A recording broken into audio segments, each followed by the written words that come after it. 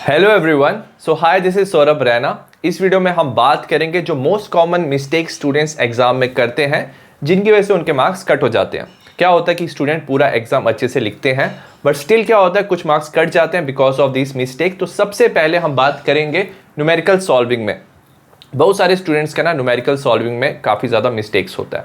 सबसे पहला रीज़न ये है फॉर्मूला। ठीक है, तो आपको क्या करना है, हर एक फॉर्मूला फिजिकल केमिस्ट्री के अच्छे से याद रखने हैं। मैंने इसकी वीडियो बनाई हुई है, आपको डिस्क्रिप्शन में लिंक मिल जाएगा। तो अच्छे से फॉर्मूला याद रखना है और आपको पता होना चाहिए कि फॉर्मूला कैसे अप्लाई करना है। ठीक है, जैसे क्या होता है, काफ़ी ज़्यादा स्टूडेंट ये पूछते हैं कि आई का वैल्यू कॉलिगेटिव प्रॉपर्टी में कब आई लिखेंगे, कब नहीं लिखेंगे। तो ये चीज़ जैसे एग्जाम्पल है, ग्लूकोज सुक्रोज है ना, ये डिसोसिएट नहीं होते हैं तो आई का वैल्यू 1 रहता है।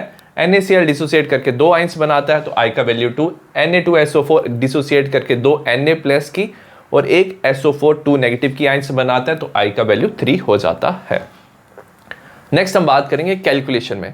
काफ़ी ज़्यादा स्टूडेंट ना कैलकुलेशन में मिस्टेक करते हैं। ठीक है, कैलकुलेशन को कैसे करेंगे, हमेशा जैसे आपको दिया ना, जैसे क्या होता है इलेक्ट्रोकेमिस्ट्री में आ जाता है, आपको 0.001 कंसंट्रेशन दिया होता है तो हमेशा इसे सिंपल फॉर्म में लिखना चाहिए, जैसे 10⁻⁻3। ठीक है, इससे नंबर छोटा हो जाएगा, कैलकुलेशन ईजी हो जाएगी। 10⁻⁻ को आप एक तरफ लिख के बाकियों की कैलकुलेशन कर सकते हो। जैसे यहाँ पे दिया हुआ 0.00248 तो इसको लिख सकते हैं 2.48 10⁻⁻3। और कभी भी आप क्वेश्चन सॉल्व कर रहे हो तो एटलीस्ट 2 बार कैलकुलेशन करना, डबल चेक करके ही आंसर लिखना। ठीक है, इंफॉर्मेशन गलत पढ़ लेते हैं। ठीक है, और इंफॉर्मेशन को ठीक से यूज नहीं कर पाते हैं। जैसे हमें दिया 5% ग्लूकोज मास बाय मास, मतलब क्या होता है इसका, 5% और 5 grams of glucose is present in 100 grams of solution. Weight of glucose तो ले लेते हैं 5 ग्राम्स, साथ में वाटर का वेट हमें 95 ग्राम्स लेना है, कुछ लोग 100 ग्राम्स ले लेते हैं। सोल्यूशन का वेट है 100 ग्राम्स तो माइनस करना पड़ता है सॉल्यूट को, तभी हमारा सॉल्वेंट बनता है। और एंड में कभी भी आप कैलकुलेशन कर रहे हो तो डेफिनेटली उसके यूनिट लिखने हैं। जैसे अगर आप निकाल रहे हो कंडक्टिविटी, मोलर कंडक्टिविटी कुछ ग्राम्स में निकाल रहे हो, टाइम निकाल रहे हो, तो हमेशा आपको यूनिट्स हर एक क्वेश्चन के लिखने हैं, नहीं तो मार्क्स आपके कट जाएंगे। दूसरी सबसे बड़ी मिस्टेक स्टूडेंट करते हैं कि वो ठीक से क्वेश्चन पढ़ते नहीं है, नॉट रीडिंग क्वेश्चन प्रॉपर्ली। क्या होता है, जैसे हमें क्वेश्चन दिया which of the following does not undergo Cannizzaro reaction, वो डज नॉट पढ़ते ही नहीं है। ठीक है, तो जल्दी जल्दी में देखते कैनिज़ारो रिएक्शन कौन देता है तो वो बेंजल्डिहाइड को टिक करके आ जाते हैं। तो बट एक्चुअल में क्या है, इसका आंसर डज नॉट में आ जाता है एस्टल्डिहाइड। ठीक है, एस्टल्डिहाइड के पास अल्फा हाइड्रोजन प्रेजेंट होते हैं, ये एल्डोल कंडेंसेशन देता है।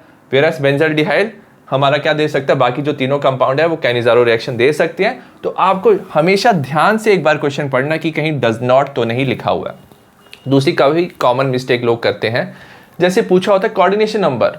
ठीक है, ये कॉम्प्लेक्स है। ठीक है, इसका कोऑर्डिनेशन नंबर पूछा है, वो क्या करते हैं उसका ऑक्सीडेशन नंबर लिख के आ जाते हैं। ठीक है, कोऑर्डिनेशन नंबर क्या होता है, ये चीज़ याद रखना है कि ये जो मेटल है कितने इलेक्ट्रॉन पेयर एक्सेप्ट कर रहा है। यूनिडेंटेड लिगेंड है 4, यहाँ पे 2, तो टोटल इलेक्ट्रॉन पेयर ये 6 एक्सेप्ट कर रहा है, तो इस कोऑर्डिनेशन नंबर 6 है।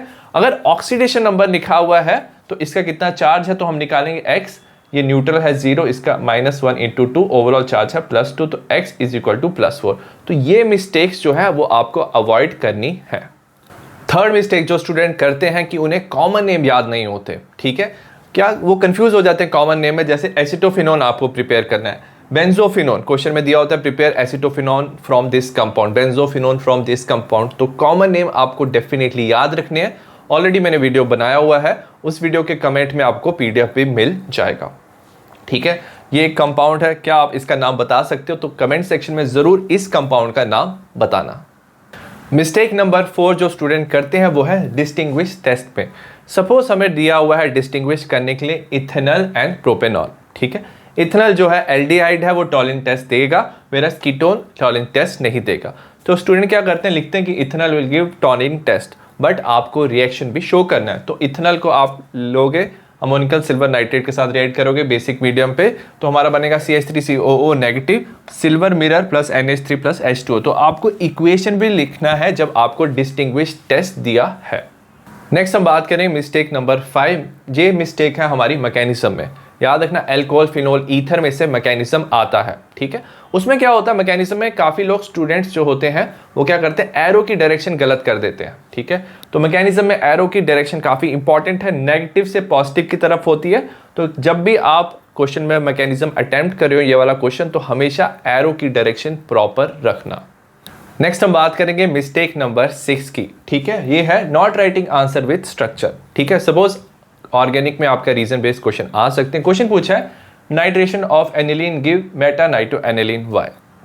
नॉर्मली लोग लिख सकते हैं कि हमारा एनिलीनियम आयन बनता है क्योंकि ये प्रोटॉन एक्सेप्ट कर सकता है, बट अगर आप स्ट्रक्चर बना रहे हो, ठीक है, तो अगर आप स्ट्रक्चर बना रहे हो तो आपका आंसर बेटर लगता है और आपको पूरे मार्क्स मिलने के ज़्यादा चांसेस होते हैं। अगर आप सिर्फ लिखोगे ना तो टीचर आपके मार्क्स काट सकता है। तो डेफिनेटली अगर आपको दिख रहा है कि इस क्वेश्चन के साथ हम स्ट्रक्चर बना सकते हैं तो स्ट्रक्चर ज़रूर बनाना। नेक्स्ट हम बात करेंगे 7th मिस्टेक जो स्टूडेंट करते हैं कन्वर्जन में by not knowing the reagent. तो हर एक रिएजेंट आपको अच्छे से याद होना चाहिए, तभी आप कन्वर्जन कर पाओगे। मैंने ऑलरेडी रिएजेंट का सेपरेट वीडियो बनाया हुआ है, डिस्क्रिप्शन में आपको लिंक मिल जाएगा। ठीक है, सपोज आपको दिया हुआ है प्रोपीन को प्रोपेनॉल में कन्वर्ट करना है। ठीक है, तो नॉर्मली स्टूडेंट जल्दी में क्या कर सकते हैं, वाटर ऐड करेंगे in presence of acid hydration. तो क्या होता है, मार्कोनिकॉफ प्रिंसिपल से ऐड हो जाता है OH, इस कार्बन पे जुड़ जाएगा, हमारा बनता है प्रोपेन 2 ऑल, जो गलत होगा। ठीक है, तो इसमें एंटी मार्कोनिकॉफ एडिशन हो रही है, तो इसमें हम क्या यूज करेंगे, B2H6 in presence of H2O2 OH negative hydroboration oxidation reaction use करेंगे। ठीक है, सो इसमें हमारा बन जाएगा प्रोपेनॉल। तो बहुत इंपॉर्टेंट है कि आपको कन्वर्जन के लिए सारे रिएजेंट याद होने चाहिए।